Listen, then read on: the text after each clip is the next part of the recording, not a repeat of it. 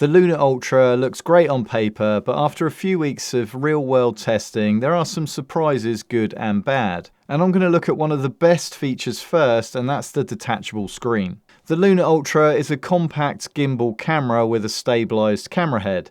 And while the build feels reassuringly solid, you will notice the extra weight compared to a standard action camera. And even though there are some other compact camera gimbals out there, this detachable screen sets it apart from the competition. The screen is a major feature and you can detach it easily from the camera, and then you have remote monitoring and control of your Luna Ultra. So often I'd use my DJI Pocket 3 or 4 camera and the screen is fixed, so sometimes you'd be shooting with it and the screen would be at such an angle where you just simply couldn't see it. So even for some simple shots where I'm holding the Luna, the ability to detach this screen makes a massive difference. And this gives you more flexibility for mounting, as the camera can be out of reach, but you have the safety net of knowing what's in frame and that it's actually recording.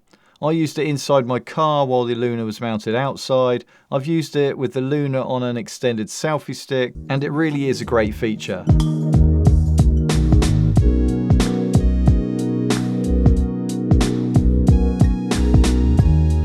And there's another great feature about the screen, and that is that it has a built-in microphone. So when you're using it at a distance from the camera, you can vlog with it as well. And I know what you're thinking, the sound will be terrible. And I thought the same thing, but listen to this. So the sound that you're hearing now is the sound from the microphone that's integrated into the top of the LCD screen. So currently I'm stood at 10 meters away from the camera. That's definitely 20 meters away from the camera now. So I'm a good 30 meters away from the camera, 40 meters away from the camera now. I can still see the image clearly on the screen. Insta360 claim a 20-meter range with this when it's detached from the camera, and this was 40 meters, and there was no breakup on the audio, and I still had full control of the camera. This test was with no wind, of course, and if you want to get the best sound every time that you go out with your Luna, then you're better to get a Bluetooth microphone. And with the Luna, you can attach 2 mics at the same time. When you attach the mics, you'll see 2 separate audio levels, and on each of the mics menu with the Mic Pro, you have a lot more menu options that can be selected, as well as different mic modes. At the moment, you can only connect to this camera via Bluetooth using the Mic Pro. You can't use any other branded microphones. If you do want to use the internal mics on this camera, then the front one has a built-in windshield. And in the menu, you can also choose which mic the camera uses. And Insta360 has upped their game with their internal audio on the last couple of cameras that they've released. So this is an audio test with the Insta360 Luna, and I'm just using the camera mic. So at the moment, I'm using every mic on the camera. The Luna Ultra has an extension handle included, which then gives you a 1/4-inch thread underneath for attaching to mounts and tripods, etc. And you will want to use this with an extension handle, because without a handle, it just feels a little bit too short in your hand. And there's a creator bundle as well, which also has an extended battery handle, as well as the new Mic Pro and a soft storage case. And there are some neat little features with the accessories. Both of these extenders have a built-in tripod underneath. It's tiny, but it's great for using on a smooth, stable table, for example. The camera comes with a hard protection case cover, which is really bulky, but it does add ample protection for the camera head and the screen. And there is a slimmer sliding case on the way for this camera as well. In the case, you can store the wide-angle lens that comes with the Creator Bundle, and there's also space for a black Pro Mist filter, which can be bought separately. And at the top here, for convenient storage, you can attach your Mic Pro. The camera has internal storage and a memory card slot. There is a learning curve with the Luna Ultra if you're not used to this type of camera. So with the joystick, for example, it moves the camera head around as you'd expect, and you can also use it as a push button. So you push it 1, 2 or 3 times to do certain things. And these push button movements aren't customizable, and they don't really need to be. They're just essential movements like recenter, spin around for a selfie, and then track. And the tracking on this camera is very good. You click the joystick once to activate the tracking, and it will lock onto your subject in the frame at all times. And you can also tap and drag a frame out around your subject on the LCD screen. If you want to track multiple people in a group, you can long press and hold the joystick button, and this will activate multi-person tracking mode. And of course, it doesn't have to be a person. You can track an animal or an object, pretty much anything.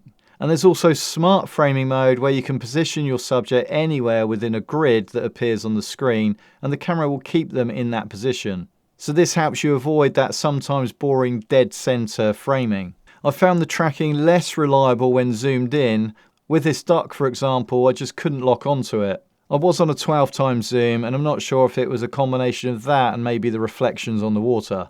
What I really like about the menu on the camera is that Insta360 have made it very clear and very simple, with icons and clearly spout out headings. And if you've had an Insta360 camera before, then the layout will feel very familiar. They also have a basic and pro mode as well, which for beginners makes things a lot easier. And the basic mode only has a few options, but select pro mode and it offers a number of other features and access as well to manual mode for adjusting ISO and shutter speed manually. And in pro mode, Dolby Vision is one of the pro features here, and this is an optimized version of HDR mode. There are some downsides with this feature though. You can't process it in the Insta360 app or in Insta360 Studio.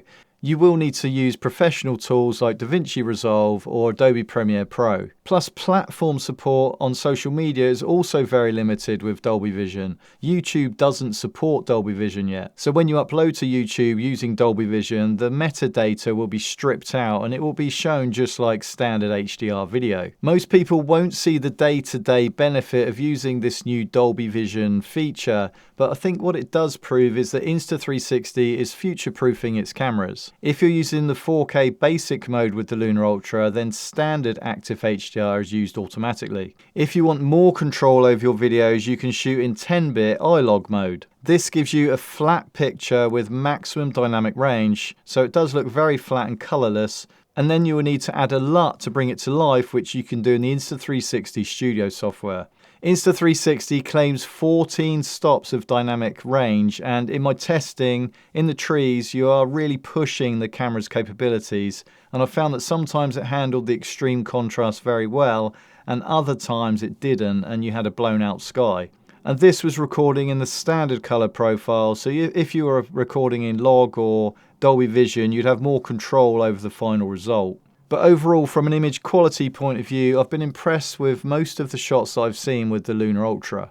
Other image features with this camera include a beauty mode, and this is designed to be used when shooting closer shots of faces. I think there is a risk here with this camera with so many image options. You've got iLog, you've got Dolby Vision, you've got the Leica picture profiles, you've got Insta360's picture profiles, you've got this beauty mode option as well. That can still be quite overwhelming and quite confusing, and you don't necessarily know which one to use. So I suggest when you start experimenting with this camera is to keep it simple to start with and just use one of these features at a time. Also in the Pro menu you can change how the autofocus behaves. You can switch between 3 different modes, including a focus lock mode and a showcase mode, where the focus changes as you present objects to the camera. So these options are good to stop the focus shifting when you want more control of your shot, and also for live streams and product demo. If you like the look of someone else's Luna Ultra images, or you want to share your own look with someone else, then you can use QR sharing. And these are image recipes, and they include all of the things that enables you to get that look and to create that image. So you can create and share your own recipe from the camera album, selecting any photo or video, and then it creates a poster with a QR code. And you can save this to your phone's album and then share it. In the settings menu, you also have a timecode generator. So this camera can then become part of a multi-camera setup with a sync timecode. As expected, this camera also has Insta360's pure video mode, and this is an expected feature now when they release a new camera. And you can shoot in pure video mode in 4K up to 60 frames per second. And at this point it was really dark, and Cookie's face is only being lit from the ambience of the festoon lights on the fence. I really did enjoy shooting in slow motion with the Luna. If you shoot in 4K, you can shoot up to 120 frames per second, and in 1080 at 240 frames per second. And I was surprised that in 4K the limit was only 120 frames, especially when DJI with their Pocket 4 can shoot up to 240 frames in 4K.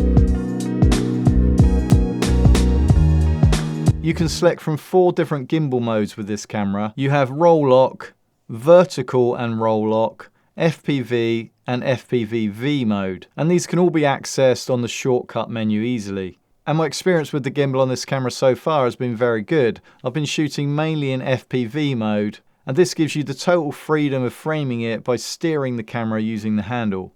The zoom on the Luna Ultra is genuinely impressive, up to 6 times with no quality loss thanks to their dual lens system. And in 4K you have a 12 times digital option as well.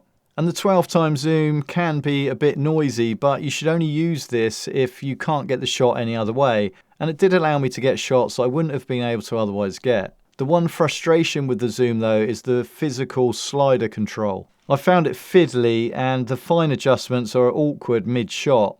And in 8K you have to stop recording to zoom past 3 times zoom and then start recording again. Insta360, next time please give us a proper zoom rocker or just some physical buttons that zoom in and out.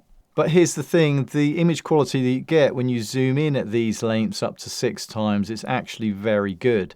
It's just the getting there that needs work. There's a wide angle adapter as well included with the creator bundle, as the 20mm standard wide on the camera sometimes feels a little tight, especially if there are 2 of you in frame. As well as being able to zoom in from a distance with this lens, it also allows you to get some really cool macro shots. You can use the x6 zoom for best quality, and then you can position the camera as close as 15 centimeters away from what you're filming. Photos aren't usually my thing when I'm using action cameras or this type of camera, but I thought I'd give it a go, and actually I was very impressed using the zoom to capture some shots because it gives you that nice soft background. And it makes your photos look a lot nicer than the always wide action camera style shot. The camera has a built-in battery which can't be changed. And in my test shooting 8K 30 frames per second, the battery lasted a total of 1 hour 55 minutes.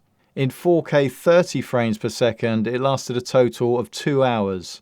And Insta360 claim a 4-hour runtime if you're shooting in 1080. I did have overheating issues with both of these shooting modes, but not until I hit 1 hour 34 in 8K and 1 hour 50 in 4K. And I shot all day with this camera with no problems at all, but if you are going to do continuous recording for that amount of time, it's just something to bear in mind. The camera screen has its own battery, and you can see the battery reading for both the camera and the screen separately here. In terms of editing these clips, the camera produces standard MP4 files.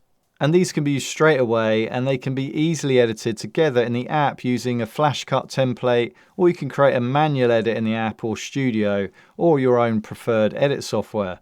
So should you buy the Luna Ultra? This camera does reward creators that fully use and fully combine all of its features. So if you're someone that wants creative shots and high quality footage, and you will use the detachable screen, the zoom, the gimbal, and you'll combine all those things together to get the most out of this camera, then this is for you, so I'd suggest buy it. If you don't need all of these features and you're not willing to put in the effort to get the most out of this camera, and you don't need the versatility, then this camera probably isn't the one for you. For me, after 30 days, this has earned a permanent space in my kit bag for B-roll and for behind the scenes footage for both my YouTube channels. It's not perfect, the zoom controls do need a little bit more work. The Dolby Vision needs time to become more mainstream and more accessible. But combine all the features together and the ability to shoot wirelessly, and this will change how you shoot. I've left a link to the Ultra below, and drop me a comment if you have any questions. And if you want a beginner's guide for getting started with the Luna, then you'll want to watch this video next, and I'll see you over there.